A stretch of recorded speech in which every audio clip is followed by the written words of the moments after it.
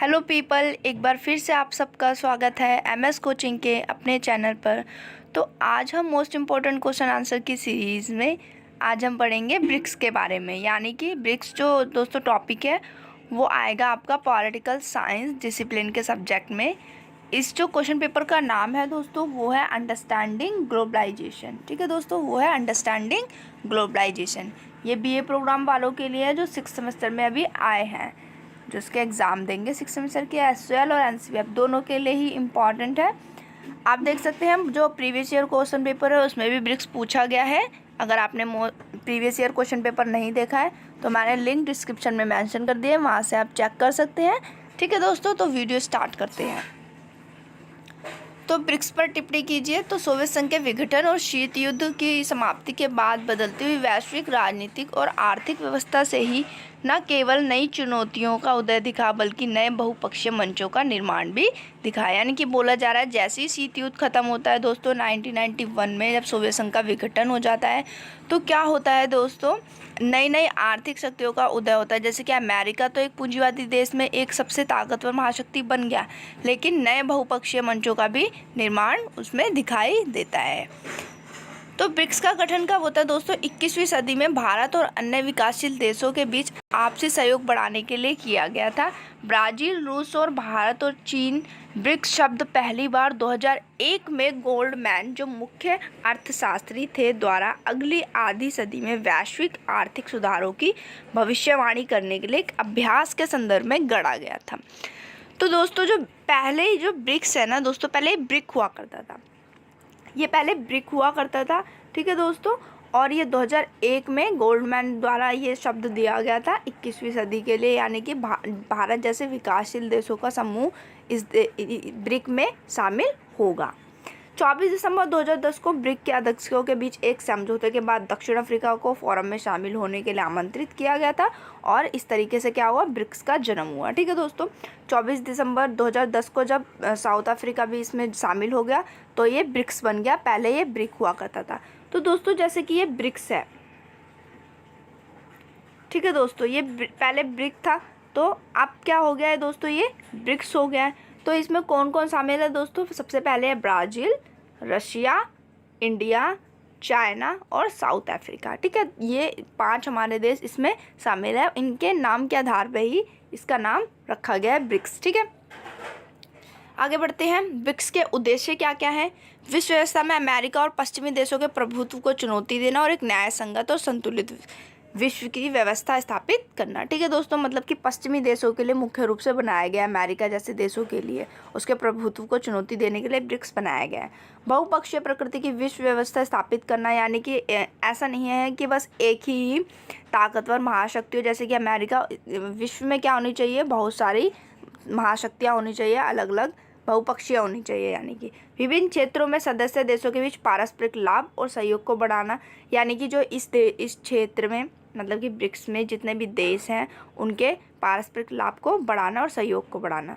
जलवायु परिवर्तन, आतंकवाद, विश्व व्यापार, परमाणु ऊर्जा जैसे मौजूदा वैश्विक मुद्दों का उचित समाधान करना। ये 3-4 दोस्तों इसके मुख्य उद्देश्य हैं ब्रिक्स के। आगे बढ़ते हैं। आगे है दोस्तों वैश्विक व्यवस्था में ब्रिक्स की भूमिका क्या है। तो सबसे पहला है भू राजनीति। वैश्विक भू राजनीति ने भारत के लिए अपने सामरिक हितों को संतुलित करने के लिए अमेरिका और रूस चीन धुरी के बीच एक मध्य रास्ता खोजना मुश्किल बना दिया है। इसलिए ब्रिक्स मंच भारत को रूस चीन अक्ष को संतुलित करने का अवसर प्रदान करता है। यानी कि देखो दोस्तों, जब दूसरा विश्व युद्ध हो रहा था उस टाइम के बाद जब दूसरा विश्व युद्ध खत्म हुआ तो शीत युद्ध स्टार्ट हुआ। शीत युद्ध में क्या था दोस्तों, या तो फिर पूंजीवादी में शामिल हो या फिर साम्यवादी व्यवस्था में शामिल हो।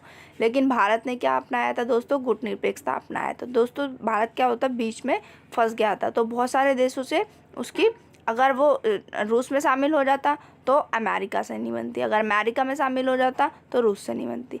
इस वजह से जो ब्रिक्स है दोस्तों वो उसके लिए बीच का रास्ता निकालता है, जिससे उसकी चीन से, रूस, समाजवादी जैसे देशों से भी बन जाती है और अमेरिका जैसे देशों से भी बन जाती है। आगे है आतंकवाद। ब्रिक्स भारत को आतंकवाद के खिलाफ अपने प्रयासों को तेज करने के लिए एक मंच प्रदान करता है और आतंकवाद के खिलाफ एक मजबूत स्टैंड लेने और आतंकवाद संबंधी निश्चित पहलुओं पर ध्यान देने योग्य परामर्श लाने के लिए एक समूह के भीतर काम भी करता है। ठीक है, तो आतंकवाद पे भी ब्रिक्स बहुत इंपॉर्टेंट काम करता है। आगे हमारा दोस्तों विकासशील राष्ट्रों की आवाज़।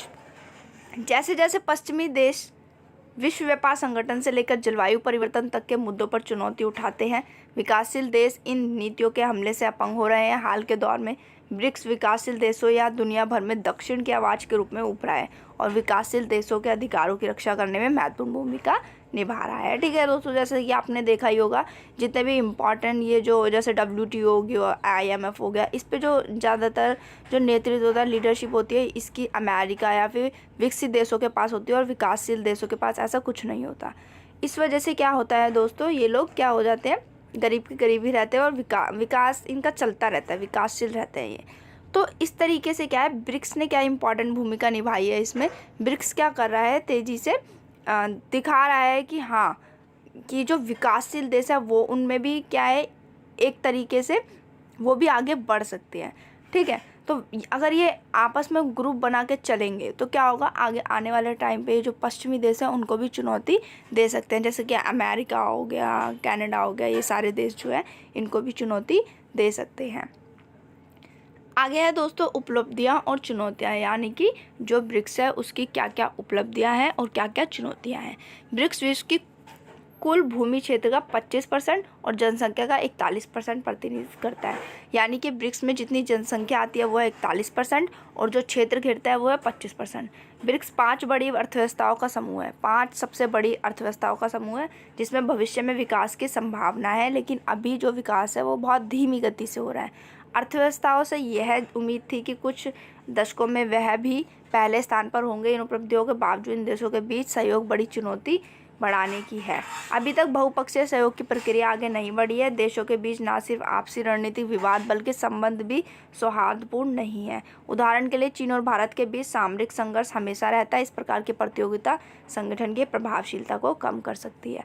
ठीक है दोस्तों, तो ये बोला जा रहा है जो इनके आपस ब्रिक्स के जो आपस के ही देश है वो आपस में ही लड़ते रहते हैं। अगर ये आपस में ना लड़े, मिलजुल कर सहयोग से रहे तो क्या होगा दोस्तों, आने वाले टाइम पे ये जो पश्चिमी जैसे बड़े बड़े देश हैं इनको चुनौती इजीली दे सकते हैं।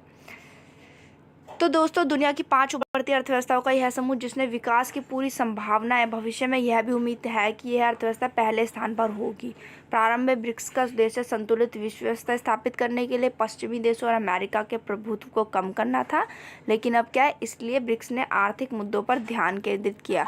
लेकिन समय के साथ बदलती वैश्विक राजनीति के कारण राजनीतिक मुद्दे भी शामिल हो गए। शुरू में दोस्तों खाली इसमें आर्थिक मुद्दे शामिल थे ब्रिक्स में, लेकिन अब इसमें राजनीतिक मुद्दे भी शामिल हो चुके हैं। आलोचकों का मानना है कि कई घरेलू और वैश्विक बाधाओं के परिणाम स्वरूप ब्रिक्स भी बड़ी अर्थव्यवस्थाओं के एक समूह के रूप में उभरा है। ठीक है दोस्तों, ब्रिक्स भी क्या है, बहुत तेज़ी से उभरा है, एक बहुत बड़ी अर्थव्यवस्था के रूप में उभर रहा है जो भविष्य में वैश्विक अर्थव्यवस्था में महत्वपूर्ण भूमिका निभाएगा। यानी कि एक विश्व में एक बहुत बड़ी अर्थव्यवस्था बन के उभरेगा आने वाले टाइम में। ठीक है दोस्तों, तो ये था दोस्तों ब्रिक्स के बारे में। आशा करती हूँ आपको समझ आ गया होगा और ये मोस्ट इंपॉर्टेंट क्वेश्चन है, लगभग 99% पेपर में पूछा जाता है। अगर आपने और वीडियोस नहीं देखी है इससे रिलेटेड या फिर इससे रिलेटेड क्वेश्चन पेपर नहीं देखा है तो लिंक मैंने डिस्क्रिप्शन में डाल दिया है, आप वहाँ से जाके देख सकते हैं। एंड और जो मोस्ट इम्पॉर्टेंट क्वेश्चन की सीरीज़ है जैसे कि हिस्ट्री हो गया, जी हो गया, सैक हो गया, उसकी मैंने प्लेलिस्ट भी बना दिया, आप वहाँ से भी जाके वीडियोस देख सकते हैं। And thank you for watching this video. Please like, share, subscribe my channel.